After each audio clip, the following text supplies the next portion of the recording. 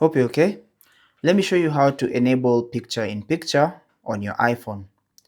Now, the first thing you need to do is go into settings, and then under settings you want to scroll down and find general. Tap on general and you should see picture in picture, so you want to tap on that. And if this option start PIP automatically is toggled off, you want to toggle it on just like that.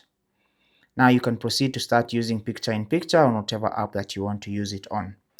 Now, if you want to use picture in picture on an app like YouTube, you first need to go into the YouTube app itself and tap on your profile icon in the bottom right corner, and then find the settings icon at the top right corner. Then you want to scroll down and find playback, tap on that, and then you want to, if this option is toggled off, simply toggle it on, and now you should start enjoying or start using picture in picture mode. So if you play a video like this and then go back home, you should continue playing on in picture just like that.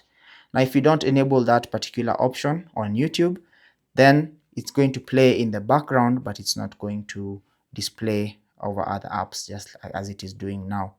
That's basically how to do that. Thanks for watching. Take care and God bless.